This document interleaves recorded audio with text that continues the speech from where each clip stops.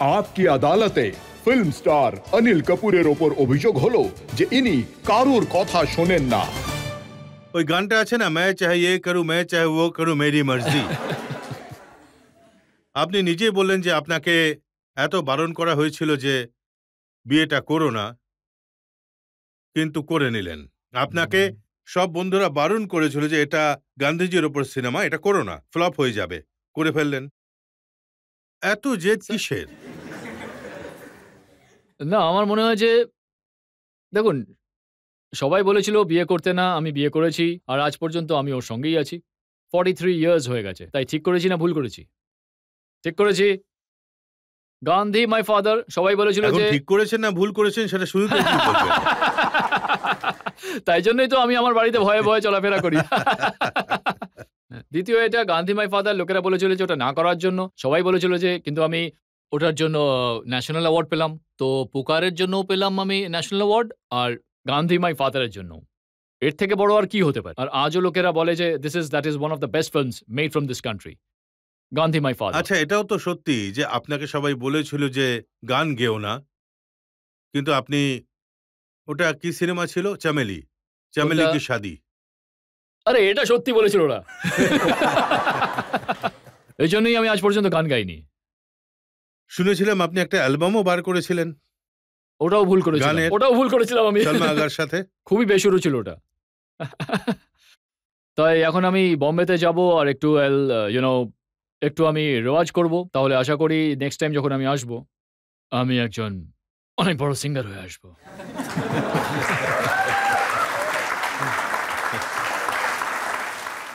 আর এটাও কি সত্যি যে অনেকবার এরকম সুযোগ এসছে, যশ চোপড়া আপনাকে চাঁদনিতে যে রোলটা আছে ওটা, যেটা পরে ঋষি কাপুর করেছিলেন, ওটা অফার করেছিলেন? এরকম অনেক রোলস আছে, যেমন কখনো কখনো এরকম মনে হয়, আমার মনে হয় যে বাজিগারের যে রোলটা যেটা শাহরুখ করেছে, সেটা আমাকে আব্বাস মাস্তান স্যার অফার করেছিল। আর চাঁদনির রোল আমার কখনো কখনো মনে হয় যে আর এটা আমি বাবার থেকে শিখেছিলাম, যে ইউসুফ সাহেব ছিল, রাজ স্যার ছিল, আহ, ভালো ওই সময় যারা অ্যাক্টার্স ছিলেন, তো ওদের যখন মনে হতো যে এই রোল আপনাকে স্যুট করছে না, আপনার এটা করা উচিত নয়। ওই ডিরেক্টর, প্রডিউসার জানি না যে কেন ওরা চাইতো, আমার এরকম মনে হয়েছিল যে এই role I am not the 100% right choice for Chandni's role. আর ঋষি কাপুর স্যার অত্যন্ত ভালো করেছেন। আর যখন আব্বাস মাস্তান স্যারও আমার কাছে এসেছিলেন, তখন আমি বলেছিলাম এই রোলটা আপনার নিউ কামারকে নেওয়া উচিত, নিউ কামার যার কোনো ইমেজ নেই। আর উনি সঠিক করলেন, উনি শাহরুখকে নিয়েছিলেন। শাহরুখকে কেউ জানতো না সেই সময়, আর শাহরুখ ওই সিনেমাটা করলো আর লোকেদের খুবই ভালো লাগলো, আর শাহরুখ খান হয়েছে।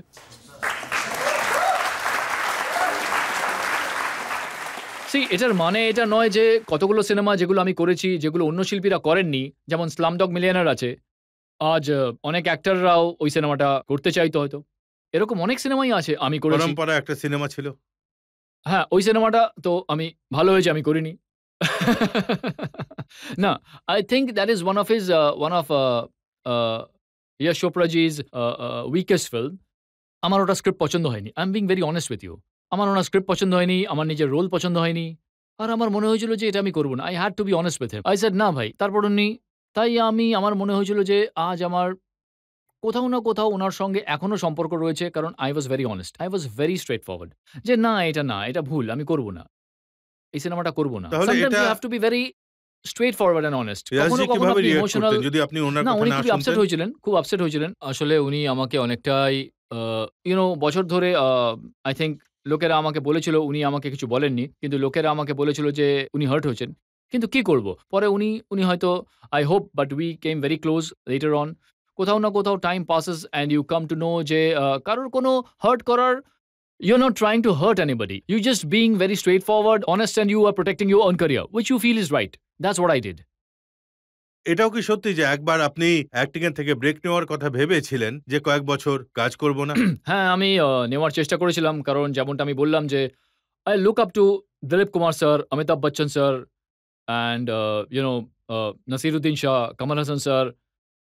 এরা সবাই শিল্পী, বড় বড়। তো ওনারা ব্রেক নিয়েছিলেন 5 বছরের। অমিতজি খোদা গাওয়ার পরে। তখন উনি নিউ ইয়র্কে গিয়েছিলেন। উনি অনেক he lived like a normal life, and তাই আমার মনে হয়েছিল একদম ঠিক করেছেন অমিতজি। অমিতাভ যখন করেছেন তখন ঠিকই করেছেন। তারপর আমি গেলাম ওনার কাছে, আরমানে শুটিং করছিলাম আমরা। আমি বললাম, "আমি প্রায় 25 বছর ধরে কাজ করছি অমিতজি। আমার এরকম মনে হচ্ছে যে মন চাইছে একটু ব্রেক নিয়ে নি। বলল, "কখনো জীবনে এটা করো না। দ্যাট ইজ ওই ভুলটা করো না। ব্রেক নিও না।" কেন ইমিডিয়েটলি আমি কাল নেক্সট ডে গেলাম আর ২ টো ফিল্ম সাইন করে ফেললাম। তাই আমার যে ক্যারিয়ার আছে ৩৮-৪০ বছর হয়নি। ৩৮ বছর ধরে আমি আজ পর্যন্ত কোনো ব্রেক নিইনি। কোনো ব্রেক নিইনি। মনে হয় এই জন্যই মানুষ এত ভালোবেসেছে আপনাকে, একটানা আপনাকে দেখেছে। হ্যাঁ, বলুন। স্যার আপনার লাইফস্টাইলে কি পরিবর্তন এসেছে? বিকজ আপনি 38 ইয়ার্স ধরে ইন্ডাস্ট্রিতে আছেন। তাই অবভিয়াসলি অনেক পরিবর্তন হয়েছে। টাইম যেটা আছে তাই আপনি যেমন উনি অভিযোগ করলেন যে আপনি stubborn। তাহলে কি লাইফস্টাইলেও stubborn ছিলেন? নাকি পরিবর্তন এসেছে টাইমের সাথে? আজকের যারা ইয়াংস্টার আছে they are very, very sharp. They are very, very sharp. So they will not accept you if you are doing something which they feel ভাই ও এটা কেন করছে? আর আমি সবসময় এটাই চেষ্টা করেছি যে এর আগে লোকেরা বলুক, "তুমি এটা করো না, তুমি নিজেই এটা করো না।" কিন্তু এটাও সত্যি যে আপনি আপনার হেয়ার স্টাইল, আপনার গোঁফ, আপনার পার্সোনালিটি এগুলোকে কখনো সিনেমার জন্য চেঞ্জ করেননি। কি বলছেন স্যার? যতটা আমি চেঞ্জ করেছি কেউ করেনি। আমি অনেক সিনেমাতে কত সিনেমাতে আমার মনে হয় আমি তো ক্যারিয়ারই শুরু করেছি ও ৭ দিন থেকে। আমি মনে চুল হয় কেটে আপনাকে ঘুম থেকে ওঠার সময় এরকমই দেখতে লাগে? কখনো আসবেন সকালে তারপর বলবো।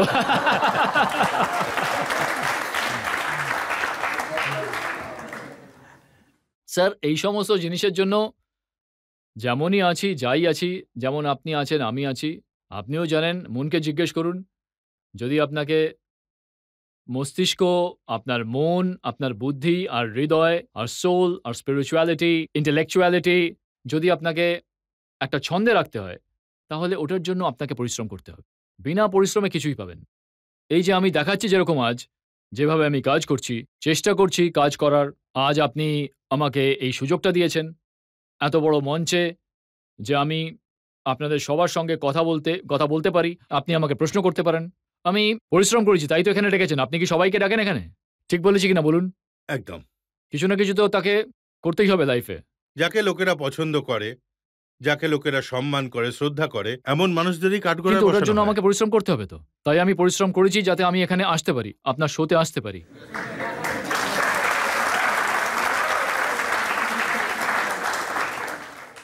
আর আমি চাই যে যেসব লোকেরা বলে যে এজলেস অনিল কাপুরের এজ বোঝা যায় না, অনিল কাপুরকে ইয়াং দেখতে লাগে। এই প্রশ্নটা আমি অনেকক্ষণ ধরে করতে চাইছিলাম।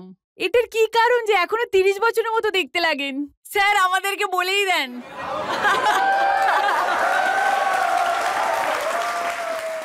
আমি আপনাকে এখান থেকেই জড়িয়ে ধরছি।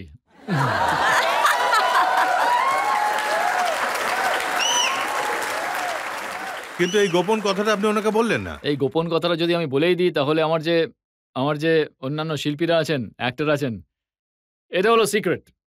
এই সিক্রেট আমি নিজের কাছেই রাখতে চাই। এই জড়িবুটিটা আছে আমার কাছে। ওই জড়িবুটি আমি একটা সময় আসবে যখন আমি এই জড়িবুটি লোকজনদের বিক্রি করব। পৃথিবীতে বিক্রি করব। আর একজন খুব বড় লোক আর সফল ব্যক্তি হয়ে যাব ওই জড়িবুটি বিক্রি করে। এখন মনে হচ্ছে আপনি বাবা রামদেব হয়ে যাবেন। আরে বাবা, যদি বাবা রামদেব হয়ে যায় তাহলে তো দারুণ ব্যাপার হয়ে যাবে। 20,000 কোটি টাকার কোম্পানি হয়ে যাবে আমার। আচ্ছা অনিলজি, অনেকের অনুরোধ রয়েছে যে প্রথম ডান্সটা তো হয়ে গেছে, বা দ্বিতীয়টা হয়ে যাক।